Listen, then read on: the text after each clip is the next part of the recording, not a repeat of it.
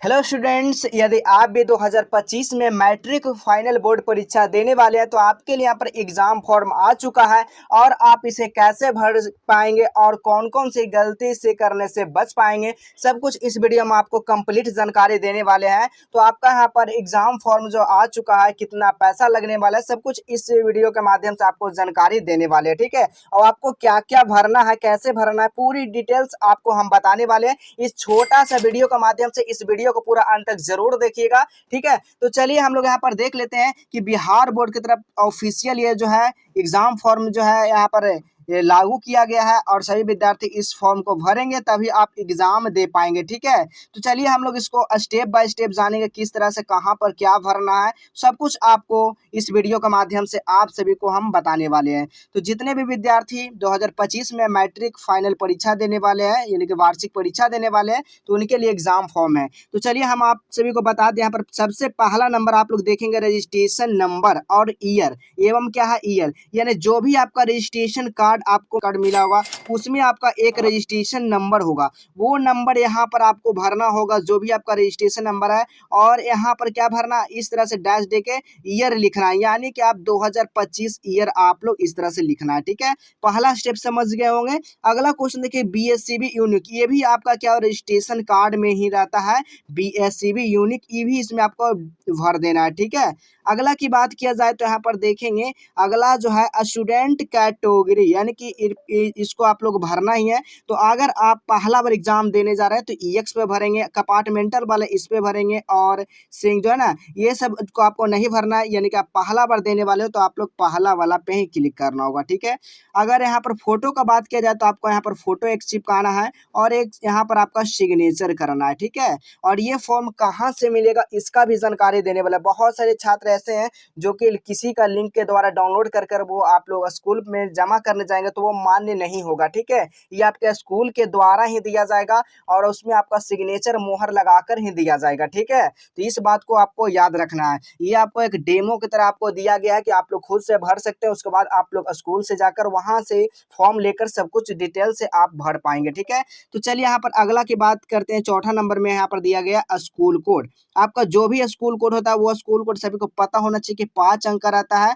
आपका admit card या फिर रजिस्ट्रेशन कार्ड पे आप लोग को मिल जाएगा। ठीक है, आपका कहाँ पे मिलने वाला है, रजिस्ट्रेशन कार्ड में ये भी मिलने को देखने को मिल जाएगा स्कूल कोड, या आप स्कूल से भी पता कर सकते हैं, आपको ऐसे रजिस्ट्रेशन कार्ड में ही देखने को मिल जाएगा। अगला बात करते हैं यहाँ पर स्कूल नेम। अब जो भी आपका स्कूल का नाम है, माध्यमिक उच्च विद्यालय, जो भी आपका स्कूल का नाम है वो स्कूल का नाम भरना है। अब यहाँ पर अगला 6 नंबर में है डिस्ट्रिक्ट का नाम। जो भी आपका नाम है, जो भी आपका डिस्ट्रिक्ट का नाम है, नालंदा है तो नालंदा भरेंगे, जो भी आपका डिस्ट्रिक्ट है वो डिस्ट्रिक्ट भरेंगे।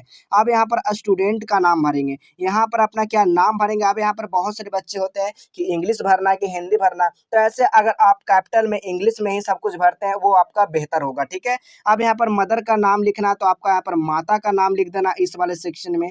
अगला है यहाँ पर फादर का नाम, तो इसमें फादर का नाम अपना भरना है, जो भी आपका पिता का नाम है। ठीक है, अगला यहाँ पर बात किया जाए डेट ऑफ बर्थ। ठीक है, आपका डेट ऑफ बर्थ क्या है। बहुत सारे बच्चे यहाँ पर समझ जाएंगे क्या फादर का डेट ऑफ बर्थ, नहीं प्यारे बच्चों, यहाँ पर फादर से कोई लेना देना डेट ऑफ बर्थ से नहीं है। ठीक है, यहाँ पर अपना डेट ऑफ बर्थ बर्थ भरना, यानी कि जन्म तिथि आपको यहाँ पर भरना है। अब यहाँ पर जेंडर होता है, यानी कि लिंग, आप कौन से लिंग है, स्त्रीलिंग है या पुल्लिंग है, यानी कि आप फीमेल है या मेल है। तो आप अगर आप पुरुष हैं तो आप लोग जो है मेल पे क्लिक करेंगे, आप अगर लड़की हैं तो फीमेल पे क्लिक करेंगे, यहाँ पर टिक लगाएंगे। ठीक है, यहाँ पर देखिए यानी कि कास्ट कैटेगरी, यानी कि कास्ट जो है आपका जनरल है तो जनरल पर क्लिक करेंगे। ईबीसी 1 है, ईबीसी 2 है तो आप लोग ईबीसी पर क्लिक करेंगे, बीसी 1 है तो बीसी पे क्लिक करेंगे, एससी है तो एससी वाला पे क्लिक यानी कि टिक करेंगे वो लोग, एसटी है तो एसटी पर टिक करेंगे, किसी एक पर आपको यहाँ पर टिक करना जो भी इसमें दिया गया है। अगला बात की यहाँ पर यानी कि डिसेबली कोटा एबल, यानी कि आप जो है ना यहाँ पर विकलांग वगैरह हैं तो आप लोग यस करेंगे, नहीं है तो नो करेंगे, यानी कि यहाँ पर आप लोग टिक लगाएंगे। ठीक है,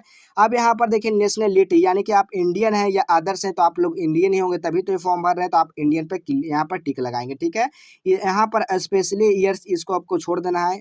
ठीक है, यहाँ पर देखिए रिलीजन, ठीक है, आप हिंदू हैं या यानी कि इस्लाम है या सिख हैं या जैन है या जो भी आप यहाँ पर रिलीजन है, वो आपको रिलीजन ज़्यादातर हिंदू ही होते हैं, तो हिंदू वाला पे क्लिक करेंगे, ठीक है, यानी कि यहाँ पर टिक लगाएंगे। अब यहाँ पर देखिए क्या पढ़ना है, 16 नंबर काफ़ी इंपॉर्टेंट जानकारी है कि कृपया आधार नंबर अंकित करें, यानी जो भी आपका आधार संख्या 16 अंक का 2 2 4 2 6 2 8 2 10 2 12, सॉरी 12 नंबर का, ठीक है, जो भी आपका 12 नंबर का आधार कार्ड नंबर है वो अपना इसमें आधार नंबर पूरा भरेंगे, ठीक है।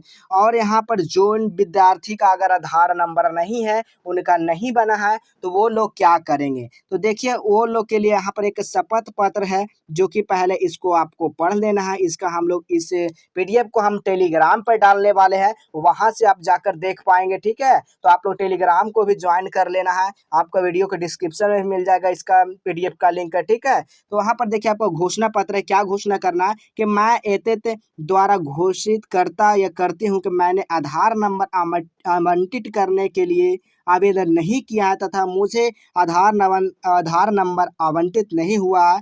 मैं यह समझती हूँ कि मेरे द्वारा इस तथ्य गलत घोषणा आधार पर मेरा यानी कि अभ्यर्थी रद्द किया जा सकता है। यानी कि अगर आपके पास आधार है या आप पहले एग्जाम दे चुके हैं और इस बार फिर से आप अगला नाम से भरना चाह रहे हैं, अगर इसमें कुछ भी गलत पाया जाता है तो आपको एग्जाम फॉर्म रद्द कर दिया जाएगा। इसके बारे में आपको यहाँ पर इसको शपथ करना, आपको यहाँ पर क्या करना, सिग्नेचर कर देना है कि हाँ हम इस चीज़ से शपथ, इस चीज़ से हम जो है ना एग्री है कि हमने कोई भी गलती नहीं किया और हमारा आधार कार्ड बिल्कुल नहीं बना, वो सच में नहीं बना, तो आप लोग यहाँ पर अपना सिग्नेचर कर देंगे, ठीक है, इस वाले एरिया में, ठीक है। अब यहाँ पर अगला बात किया जाए, देखिए काफ़ी आसान भाषा के तरीके से हम आप सभी को समझाने का प्रयास कर रहे हैं।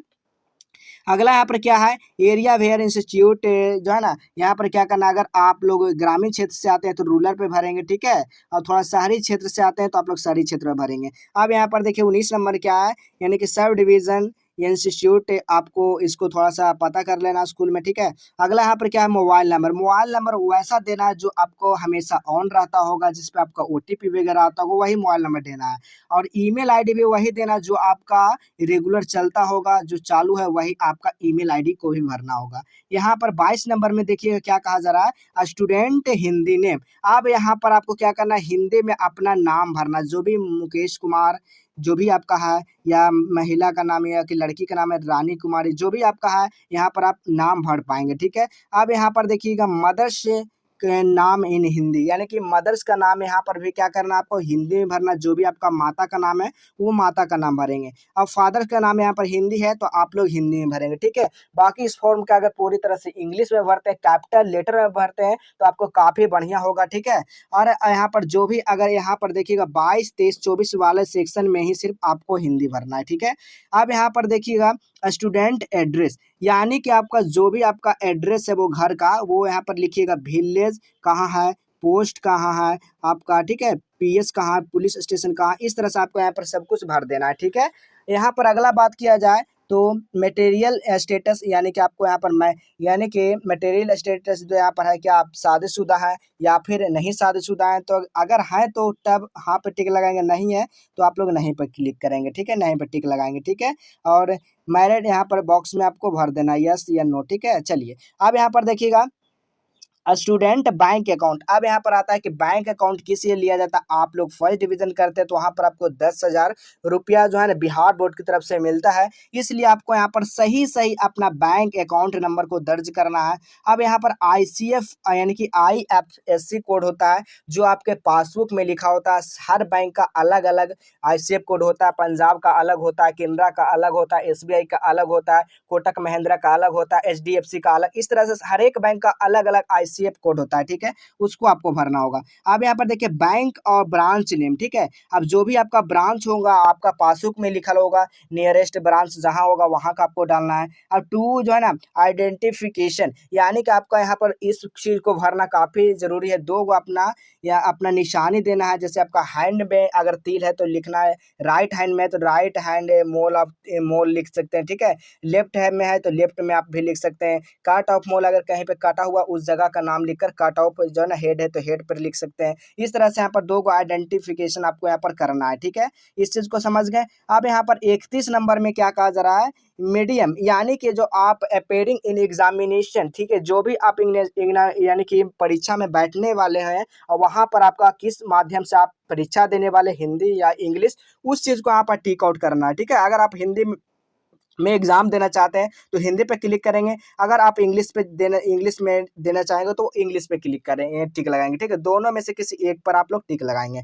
अब यहाँ पर आता है विजुअली यानी कि इम्पायर्ड, यानी कि आप विजुअली इम्पायर्ड पे क्या करना, आपको नो पे क्लिक कर देना, ठीक है, विजुअली इम्पायर्ड, ठीक है, आपको नो पे क्लिक कर देना यहाँ पर। अब यहाँ 33 नंबर क्या होता है, पूर्ववर्ती कंपार्टमेंटल एकल विषय अंग्रेजी, जो है ना, इस चीज को आपको यहाँ पर नहीं भरना, ठीक है, इस चीज को आपको यहाँ पर नहीं भरना, ठीक है। 32-33 आपको ऐसे छोड़ ही देना है। अब यहाँ पर देखिए, अब यहाँ पर क्या है 34 नंबर में यानी कि सब्जेक्ट ऑफ डिटेल्स, यानी कि जो भी आप सब्जेक्ट का परीक्षा देने वाले हैं, जो एडमिट कार्ड आएगा, फाइनल एडमिट कार्ड, इसी के अकॉर्डिंग आपका वहां पर लिखा हुआ रहेगा। यहाँ पर है क्या, छात्र एवं छात्रा हेतु पाठ्यक्रम के अनुसार निम्नलिखित विषय का चयन कर कंपार्टमेंटल कोटि छात्र छात्रा अनुउत्तीर्ण अधिकतम 2 विषयों में अंग्रेजी सहित 3 विषयों में एकल विषय पर अंग्रेजी, यानी कि छात्रा मात्र अंग्रेजी विषय का चयन करेंगे, ठीक है। तो यहाँ पर देखिए आपका कौन कौन विषय, तो पहला आपका हिंदी हो जाएगा, दूसरा आपका संस्कृत, और तीसरा मैथ, और चौथा साइंस और यहाँ पर पांचवा सोशल साइंस, और छठा एक इंग्लिश होता है।